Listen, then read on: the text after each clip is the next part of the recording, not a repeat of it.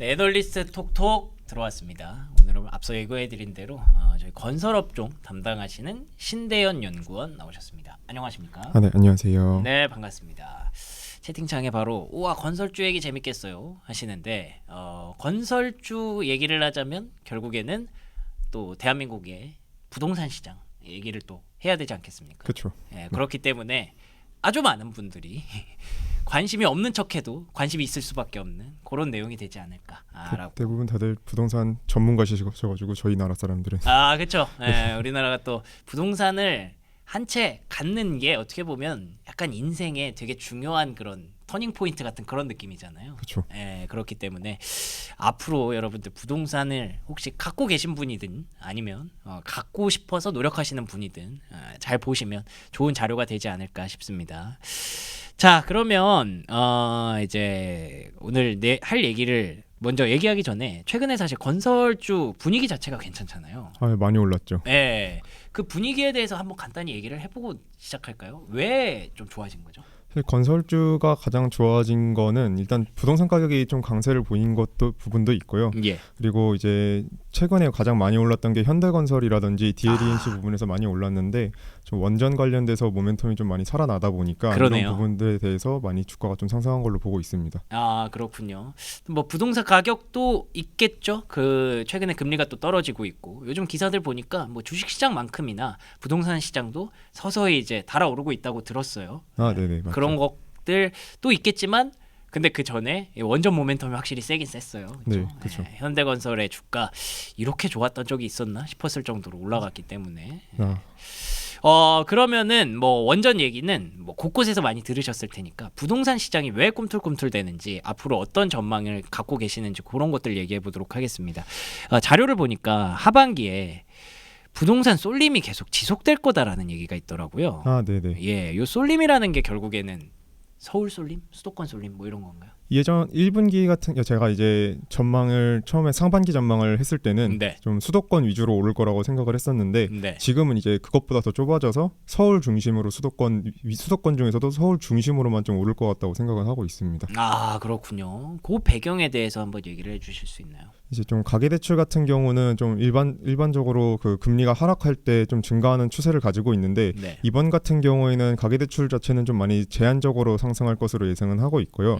다만 저희가 이제 좀 생각을 해봐야 되는 부분들이 이 착공 자체가 22년도부터 24년도까지 많이 낮았던 모습을 보이고 있습니다. 따라서 이제 준공 자체가 좀 많이 감소를 할 수 있고 최근에 분양을 보더라도 분양 자체가 25년도에 많이 감소를 할 것으로 예상을 하기 때문에 이제 이런 신규 공급들이 감소함에 따라서 기존 재고에 대한 수요가 좀 많이 올라올 것으로 예상을 하고 있고요. 이런 부분들과 더불어서 지금 이재명 정부에서 좀 재정 정책을 많이 풀려고 하는데 네. 이런 재정 정책에 대한 기대감 때문에 이런 M2 증가율 즉 유동성이 좀 증가할 수 있는 여력이 생겼기 때문에 이런 기대감들로 인해서 수도권 집값이 좀 많이 상승하는 것으로 보이고 있고 네. 수도권 같은 경우에는 이제 거래량이 좀 증가를 하면서 수도권 매매가가 올라가고 있는데 특히 서울에서 이런 추세가 확실히 더 도드라지는 모습을 보이고 있기 때문에 네. 저는 이런 부분들이 계속 지속적으로 될 것 같다라고 생각을 하고 있습니다. 네, 알겠습니다. 결국에는 유동성은 지금 이재명 정부에서 늘어날 수밖에 없죠. 왜냐하면 뭐 다들 아시는 것처럼 그 추경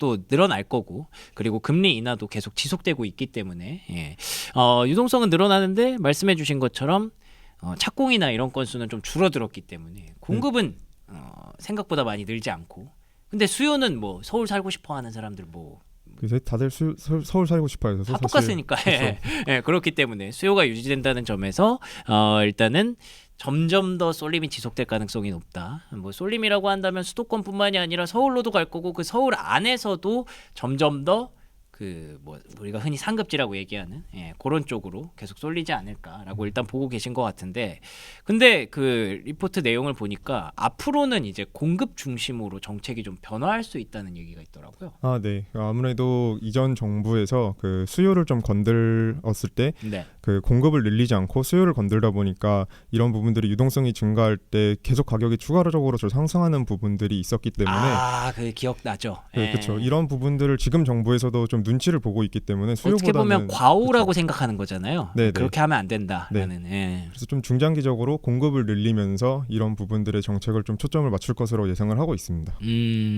앞으로 그래서 지금은 수요 중심의 정책에서 공급 정책 중심으로 바뀐다라는 건데, 근데 아까 얘기해 주신 대로 근데 공급량 자체가 지금 뭐 그렇게 많은 상황이 아니라고 한다면 공급을 뭐 신축을 늘리는 건가요? 어떤 쪽으로 가는 건가요? 사실 신축을 늘리긴 되게 어렵고요. 아, 그래요? 보시면은 네. 뭐 당연히 신축이긴 신축이겠지만 네. 이제 지금 같은 경우는 미분양이라든지 중공업 미분양 물량이 모두 다 증가를 하고 있는 상황이기 때문에 네. 이 수도권을 포함해서 모두 그 공급을 공격적으로 늘리기가 좀 힘든 상황입니다. 그러네요. 네, 따라서 이제 그 재건축 재개발에 대한 좀 시장을 좀 보여야 될 필요가 있는 게 또 수도권이나 서울 같은 경우들이 사람들이 앞서 말씀하셨던 대로 모두 다 살고 싶어하는 그 지역이고 지금 정부에서 좀 국민들이 살고 싶어하는 곳에 좀 공급을 늘리고 싶어하고 있는데 지금 같은 경우 서울 같은 경우를 보셔도 이 대지의 비율이 토지의 비율에서 대지가 차지하는 비율이 좀 많이 큰 부분이 있기 때문에 신규 그 토지를 제공할 수 있는 부분이 좀 적습니다. 따라서 이제 저희는 재건축 재개발에 대한 시장을 규제를 완화를 하면서 공급을 좀 늘릴 수 있는 게 지금 가장 현실적인 그 공급 정책 방안이라고 생각을 하고 있습니다. 그러니까 쉽게 말하면 이거네요. 과거에 그 집값을 재정으로 인해서 유동성이 늘어나는 구간에서 집값이 막 버블이 생기는 걸 억제하기 위해서 약간 그 정책적으로 규제를 많이 했죠. 수요를 규제하는 그런 정책들을 꺼냈는데, 그러면서 이제 풍선 효과가 나면서 곳곳에서 부동산이 좀 더 심각한 문제로 떠올랐고, 이번 정부에서는 그런 과오를 범하지 않기 위해서 이제 공급을 늘리고 싶은데 막상 또 보니까 사람들이 살고 싶어하는 서울의 주요 지역에는 더 이상 지을 만한 대지가 마땅치 않다. 그렇죠. 또 이게 또 생각을 해보셔야 되는 게 이 미분양이 많이 늘어난 상황에서 재건축 재개발 같은 경우에는 입지에 대한 좀 선호도가 높기 때문에 이런 부분들에 있어서 건설사에게도 좀 유리한 부분이 있어서 건설사들도 사실 도시 정비를 더 중점적으로 사업을 영위하려고 하고 있습니다. 근데 그 미분양이 계속 늘어나는 이유는 뭘로 보고 계세요? 사실 공사비가 많이 늘었기 때문에 이제 분양가가 많이 늘었던 부분이 있고 이 공사비가 늘고 또 다주택자에 대한 규제가 지속되고 있기 때문에 그 2주택을 더 취득하거나 이런 부분들이 많이 없습니다. 그렇게 되면 쏠림 현상이 지속될 수밖에 없고 그러네요. 그럼 결국 신규 공급을 저희가 부동산 강세에 있어서 공급을 계속 그 지방까지 확대한 부분이 있는데 이런 부분들에 대한 수요가 감소할 수밖에 없기 때문에 그래서 미분양이 좀 증가하고 있다라고 봐주시면 될 것 같아요. 그 똘똘한 한 채라는 얘기가 지금도 그럼 지속되고 있는 거잖아요. 네네, 그렇죠. 그렇기 때문에 쏠림이 좀 더 강화될 수밖에 없다. 그렇죠. 흔히 말하는 뭐 강남 3구 혹은 용산 9 뭐 이런 쪽으로 계속 더 비싼 쪽이 좀 더 비싸질 수 있다. 뭐 이렇게 보고 계시는 것 같군요. 그래서 나라에서는 이제 재건축이라든지 재개발이라든지 우리가 흔히 도시정비 사업이라고 말하는 그쪽을 좀 더 강화할 것으로 보고 계신 건데, 만약에 그쪽으로 강화가 된다라고 가정을 했을 때 이 시나리오가 맞다면 건설업종들이 그 얼마나 이득을 많이 보는 건가요? 구조상으로. 사실 구조상으로 얼마나 이득을 보는지에 대해서는 말씀드리기가 조금 어렵긴 한데 지금 같은 경우는 대체적으로 착공을 많이 줄여놓은 상태이기 때문에 지금보다는 확실히 개선될 수 있다고는 말씀드릴 수 있을 것 같고요.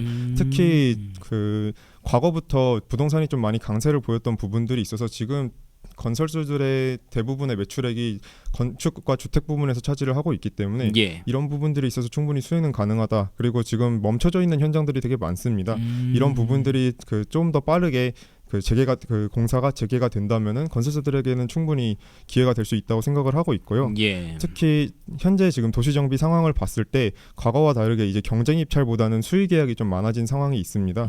이런 수의 계약이 많아졌다는 경우는 결국에 건설사들이 이 공사비가 아까 높아졌다고 했는데 공사비 좀 높아진 공사비를 조합하기에서 전가하기 쉬워졌기 때문에 이런 부분들이 있어서 건설사들에게 좀 유리하지 않을까라고 판단을 하고 있습니다. 알겠습니다. 그러니까 지금 어쨌든 중단됐던 것들이 다시 이제 활성화가 된다는 그 자체만으로도 일단 호재인 거네요. 그렇죠. 그리고 뭐 최근에 뭐 PF니 뭐니 해가지고 건설사나 금융사나 뭐 위기설도 많이 돌았고 그랬었는데 최근에는 이제 자금이 많이 풀리면서 이제 그런 부분들까지 해소가 된다는 점에서 그리고 또 넓게 보면 이제 조합 쪽으로 또 이제 이런 것들을 전가할 수 있다는 점에서 네. 여러 가지 측면에서 건설사가 얻는 이득이 좀 늘어날 거다라고 보고 계신 것 같은데 어쨌든 착공이 줄어든 배경 중에 하나가 어쨌든 공사비가 비싸졌다는 내용이었잖아요. 그렇죠.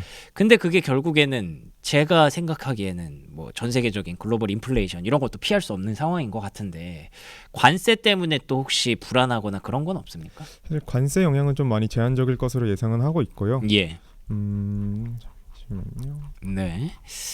뭐 관세가 뭐 건설사들 그 건자재 이런 쪽으로도 그쵸. 없지는 않을 거라고 생각이 들어서 일단 저희가 왜 그 코로나 기간 때 왜 그렇게 공사비가 많이 상승을 했냐라는 걸 좀 볼 필요가 있는데 네. 사실 저희가 건자재 가격도 많이 올랐지만 인건비가 올랐던 부분이 가장 컸습니다. 이제 코로나로 인해서 사람들이 좀 그 외국 인력들이 좀 수급이 안 되다 보니까 이런 부분들에 있어서 외국인 저희 그 건설 현장에서 외국인 근로자 수가 점차 증가하고 있는데 네. 이런 부분에서 인건비가 상승한 부분이 가장 크다고 봐주시면 될 것 같고요. 결국에는 그 관세 같은 경우에는 외국인 근로자에 대한 뭐 출입을 막거나 이런 부분은 좀 제한적이기 때문에 그렇죠. 영향 자체는 20년도나 22년도 대비해서는 적을 것으로 예상을 하고 있고 특히 이제 주요 건자재라고 얘기할 수 있는 시멘트라든지 뭐 철근 그 H형광이라든지 철근 이런 것들 같은 경우는 국내에서 대부분 소비되고 유통되고 생산되고 하기 때문에 관세에 대한 영향은 좀 제한적이다라고 지금 보고 있습니다. 그렇군요. 뭐 아예 없지는 않겠습니다만, 다 같이 뭐 가격은 올라가고 내려가는 거니까 아예 없지는 않겠지만 그래도 국내에서 이제 생산하고 유통할 수 있는 그런 강점을 갖고 있는 부분들도 분명히 있기 때문에 다른 섹터에 비해서 다른 업종에 비해서는 조금 덜 할 수 있겠다라는 생각이 좀 드네요. 그래서 또 건설주를 뭐 내수주라고 얘기하는 것 같기도 하고요. 그러면은 이제 뭐 전반적인 얘기를 좀 들어봤고 어쨌든 지금 현재 새 정부의 어떤 정책적인 방향성이라든지 앞으로 건설사가 그 안에서 기회를 잡을 수 있는 배경들을 들어본 거잖아요. 그러면 어떤 종목들을 중심으로 어떤 투자 전략을 가지고 건설업종 투자에 임해야 될까요?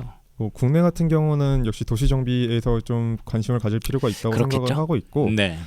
지금 7년 정도의 도시 정비 누적 수주액을 좀 봤을 때는 네. 지금 현대건 가장 높았던 게 전국 기준으로 가장 높았던 게 현대건설이고 두 번째로는 포스코 ENC, 세 번째로는 GS건설인데 지금 포스코 ENC 같은 경우는 비상장이기 때문에 사실 1등은 이제 현대건설, 2등은 그러네요. GS건설로 볼 수 있고요. 예. 또 이 시공사별로 서울 재건축 재개발의 세대수만 비교를 해봤을 때 그 서울 같은 경우에는 1위가 현대건설, 2위가 GS건설이어서 수도권 쏠림 현상에 있어서 현대건설과 GS건설이 가장 주목받을 수 있다라고 생각을 하고 있습니다. 예. 또 그 외로는 이제 앞서 말씀드렸던 대로 해외 같은 경우에는 이제 원전의 모멘텀을 좀 볼 필요가 있다고 생각을 하고 있고 그렇겠죠. 원전 같은 경우에는 현대건설이랑 DNENC를 좀 주목해볼 필요가 있다고 말씀드리고 있기 때문에 네. 지금 같은 경우는 현대건설이 가장 탑픽으로 말씀드리고 있고 실적 측면에서는 2분기에 GS가 실적이 좀 좋을 것 같아서 GS건설을 또 단기적으로는 좀 탑픽으로 말씀드리고 있습니다. 그리고 관심 종목으로는 이제 원전 모멘텀이 있는 DLENC에 대해서 좀 주목하자라고 말씀드릴 수 있을 것 같습니다. 알겠습니다. 근데 그 현대건설이 너무 많이 올랐잖아요. 많이 올랐죠. 네, 그런데도 여전히 그래도 탑픽 중에 하나로 얘기하시는 거는 뭐 여전히 목표가까지는 조금 여유가 있다고 보시는 건가요? 사실 뭐 목표 주가가 제가 지금 이 자료를 작성했을 때 당시에 목표 주가는 사실 도달을 해가지고 좀 당황스럽긴 한데 당황스럽군요. 네. 현대건설 항상 주가를 보면은 네. 오를 때는 진짜 세게 오릅니다. 아 그래요? 오를 때 세게 올라서 항상 그 PBR 100까지는 받았던 기억들이 있거든요. 지금 예. 아마 1배 정도 수준까지 갔을 텐데 지금 시장에서는 이걸 단순히 건설사로만 보는 게 아니라 그쵸. 원전 관련 회사들로 보기 때문에 좀 피어가 좀 피어 그룹이 좀 변했다고 보고 있어서 충분히 더 추가적인 모멘텀이 있지 않을까라고 생각하고 있고요. 예. 현재 미국 같은 경우도 뉴스케일이라든지 뭐 플로어라든지 이런 원전 관련된 주식들 뭐 당연히 센트러스 에너지도 포함되고 이런 부분들이 많이 상승을 하고 있기 때문에 얘네들이 꺾이기 전까지는 계속 현대건설 주가도 갈 수 있다라고 생각은 하고 있습니다. 야 그렇군요. 진짜 원전주 진짜 괄목상대했습니다. 언제 이렇게까지 전 세계의 주목을 받는 그런 섹터가 됐지라는 생각이 들 정도인데 현대건설이 미국의 원전 관련주들이 꺾이지 않는다. 간밤에 또 많이 올라갔거든요. 그렇기 때문에 오늘도 한번 계속 기대를 해보는 그런 종목이 될 것 같고 이 외에 이거 좀 부담스러운데 하시는 분들은 DLENC 원전 쪽으로는 DLENC 그리고 재건축 재개발 이쪽으로는 GS건설 이렇게 세 가지 종목들로 한번 잘 구성해 보시면 좋을 것 같습니다. 자 그러면 연구원님과 함께한 시간 여기서 마무리 짓도록 하겠습니다. 오늘 좋은 말씀 고맙습니다. 네, 감사합니다.